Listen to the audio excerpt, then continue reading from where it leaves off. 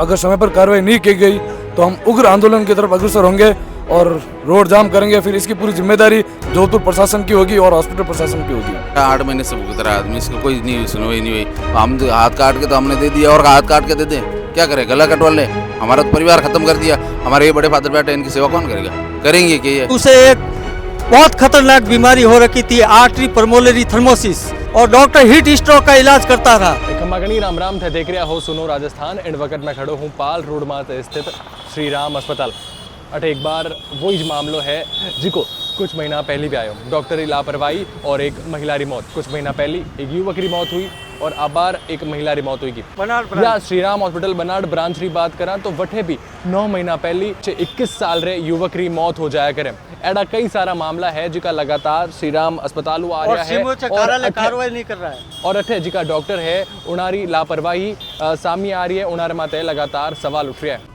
अच्छा, श्री राम अस्पताल जी में वो पहलो मामलो नहीं है। कुछ महीना पहली बात करूं तो भी एक व्यक्ति की मौत हुई और अस्पताल कोई संज्ञान नहीं लियो, उन्हें भी न्याय नहीं मिलियो। और आज पाछो वही मामलो है, बेड़ो ही मामलो है, एक 45 वर्षीय महिला की मौत हो जावे और अस्पताल कोई संज्ञान नहीं ले रही है। गरीब परिवार ने न्याय दिलावन री मांग है। कई आप इन बारे में कहनी चाहो? मैं यही कहना चाहूँगा कि अपने जो श्री राम हॉस्पिटल वालों से यही निवेदन है कि समय पर अगर हमारी जो मांगे हैं वो पूरी करें, वरना 36 कौम यहाँ पर इकट्ठी हो रही है और पूरी हमारे करनी सैनिक है वो भी इकट्ठी हो रही है। और हम अगर समय पर कार्रवाई नहीं की गई तो हम उग्र आंदोलन की तरफ अग्रसर होंगे और रोड जाम करेंगे। फिर इसकी पूरी जिम्मेदारी जोधपुर प्रशासन की होगी और हॉस्पिटल प्रशासन की होगी। कई मांगा हैं आपकी जी की अस्पताल प्रशासन तक आप रखी हो और हाल फिलहाल वह नहीं मानी गई है। हमारी ज़्यादा की बड़ी मांगा नहीं है, हमारी मांग आई जाए कि जको डॉक्टर ऑपरेशन करे तो उन बात उचित कार्रवाई करे और जो गरीब परिवार है इन खिलाफ जो को सक्षम है वो मुआवजो प्रदान करावे, सहयोग करावे। अच्छा, मैं आप बात करनी चाहूँ आप रहा तो माता जी भी हाँ लगभग कितना दिन पहले आप वहाँ लेन आया। कई वहाँ तक एडी कई तकलीफ ही कि जी को वहाँ निधन हो गयो काले और 25 तारीख रिपोर्ट लेन आया, जांचो करी, एडमिट करियो और कैसा बच्चा दाने ऑपरेशन है मैं कर दे और कैसा को थोड़ी आर्टरी प्रॉब्लम भी जब कहो भी ऑन टाइम उनका नहीं वो कोई दिक्कत नहीं वाला मैं कर दे और कोई समस्या नहीं है। 26 रहा और नॉर्मल वार्ड में लिया, 27 सुबह और तकलीफ होगी जन 5 ICU में लेगा। बात तकलीफ 2 घंटा रहा क्या 2-3 घंटा और लिए बारे ठीक है। वाची शाम रहा और तकलीफ होगी तो उन्हें ठा हो कि भैया तकलीफ हो रही है तो उन्हें राखना नज़र में कि भाई इन आदमी ने तकलीफ है कि डिस्चार्ज करता हूँ। डिस्चार्ज कागज़ भी बना दिया ठीक है। और अब कह रही है कल न्यूज़ में दियो कैसा हमारी कोई गलती नहीं है, तो गलती नहीं है तो अभी मैं अभी का बताऊँ इनका बॉडी पड़ी है यहाँ डिस्पोज हो रही है, वो ख़राब हो रही है ठीक है। तो उसकी जिम्मेदारी किसकी है? वो तो ये तो हमारे ऊपर डाल दिया कि परिवार वाले जाने लेके क्यों नहीं जा रहे, तो हम ले जाएं तो क्या करें?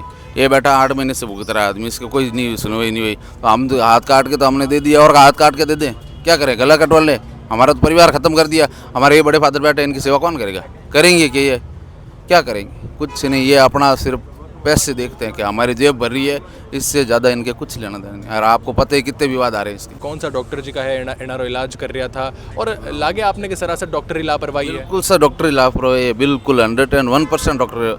अगर वो जाँच करिए वो ठा है और सांस तकलीफ हुई है, पहले लेके गए OT में तो उनको तकलीफ हुई, ये बाहर लाए फिर वापस लेके गए हैं तो इनको पता था कि समस्या हो रही है तो 2 दिन रुक ही जाते, रुके क्यों नहीं?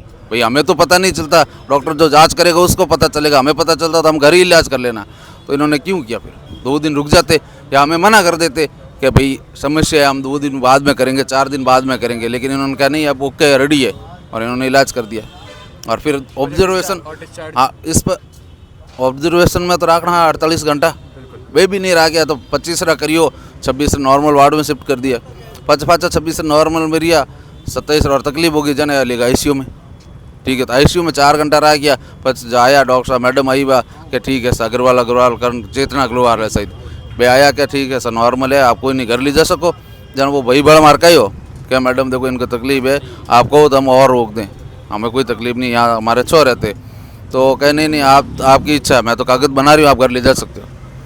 और उनको 7 बजे तो उन्होंने सांसें दे दी अपनी। देखो श्री राम अस्पताल की अगर बात करा थोड़ा महीना पहले भी अठे लोग जिका है वह धरने माते बैठा हाँ पे रिपोर्टिंग करी है और मैं भी एक व्यक्ति हो जिन्होंने इलाज कराने वास्ते लावे डॉक्टर कहे कि सब नॉर्मल है और थोड़ा दिन रे पचे वो व्यक्ति जी को है दम तोड़ दिया करे या एक व्यक्ति और बैठा है जिन्हारे पुत्र री मौत लगभग 9 महीना पहली हो जावे। देखो एक पिता रे कंधे माते सबसे बड़ो बोझ हिमालय पर्वत से भी बड़ो बोझ होया करे एक बेटे री अर्थी जिका व्यक्ति हमारे साथ खड़ा है ए वही पिता है जिन्हारे कंधे माते बेटे री अर्थी शमशान घाट तक गई। आज लगभग 8 महीना हो चुका है एंड पिता ने न्याय नहीं मिल पायो। श्री राम अस्पताल 9 महीना पहली एठे आप रे पुत्र रो इलाज कराउण वास्ते आया बीमारी कुछ और ही इलाज किन रही और बीमारी रो चल रही हो तुम कई वा तारीख ही आप अठे लेन आया कई पूरी बात रही। बनाड़ ब्रांच थी ये ब्रांच नहीं बनाड़ ब्रांच श्री राम हॉस्पिटल था जिसके अंदर मैंने 28/6/2025 को करीबन शाम के 7 बजे भर्ती करवाया था जिसके 30/6/2025 को उसको 9 बजे रेफर कराया था। कुल मिला के 44 घंटे रखा था। 44 घंटों में उसका रोग का निदान नहीं कर पाया और डॉक्टर नॉर्मल बताता रहा खाली इन्फेक्शन बताता रहा लेकिन उसे एक बहुत खतरनाक बीमारी हो रखी थी आर्टरी परमोलरी थर्मोसिस जो कि हृदय के फेफड़ों की और नली जले वाला उसके में रक्त का धक्का जमा हुआ था जिससे उसके सांस फूल रही थी और डॉक्टर हीट स्ट्रोक का इलाज करता रहा और उसकी हालत और भी गंभीर होती चली गई। अंत में मैंने 30/6/2025 को वहाँ से रेफर करा के MDM हॉस्पिटल भर्ती करवाया गया जहाँ उसकी CT स्कैन की गई। जहाँ CT स्कैन करने के 3 घंटे पश्चात उसकी मृत्यु हो गई और उसकी रिपोर्ट भी नहीं आ सकी थी। एमएचओ कार्यालय 8 महीनों से अटका के रखा है। 8 महीने हो गए उनको जांच दी हुई लेकिन जब भी 181 पर कॉल करते हैं तो उनको जवाब दिया जाता है कि प्रक्रियाधीन है। कलेक्टर साहब को मैंने 2-3 बार ज्ञापन सौंप चुका है तो उनकी भी प्रक्रियाधीन है। 8 महीने हो गए हैं उसने अभी तक जांच और 3 डॉक्टरों की टीम गठित की हुए को भी 4 महीने हो गए हैं। जो मेरे पास उनके नाम है वो पन्ना दीजिए मुझे। 3 डॉक्टरों की टीम गठित की गई है लेकिन अभी तक जांच करवा के मुझे नहीं सौंपी गई है। स्ट्रोक का इलाज करता रहा और ये CT स्कैन रिपोर्ट में बीमारी कुछ और ही है। CT स्कैन रिपोर्ट निकाल ये रही इसकी CT स्कैन रिपोर्ट जिसके अंदर ये लिखा है सजेस्टिव ऑफ परमोलरी आर्टरी थर्मोसिस जो बीमारी थी उसे। ये बीमारी एक बहुत खतरनाक बीमारी होती है जो आदमी का सही समय पर इलाज नहीं किया जाता तो मृत्यु होनी निश्चित ही थी उसकी जिससे उसकी मृत्यु हो गई। 21 साल के नौजवान के MBM यूनिवर्सिटी जोधपुर से 2025 में ये सिविल इंजीनियर की डिग्री प्राप्त की थी। ये रहा इसका रिजल्ट। ये रहा इसका रिजल्ट। हमारे साथ बहुत अन्याय हुआ है। एक नौजवान की हत्या की है। ये जिंदगी भर हमारा क्लेश नहीं मिटेगा। ये माता और पिता हम जिंदगी भर तक हमारा सहारा छिन गया। इसकी 5 बहनों का क्या होगा। जो मैंने पत्थर तोड़ के उसे मैंने सिविल इंजीनियरिंग करवाई थी जिसमें 25-30 लाख रुपए खर्च करा के मैंने एक डिग्री प्राप्त कराई थी और डॉक्टर की लापरवाही से उसकी मृत्यु हुई है।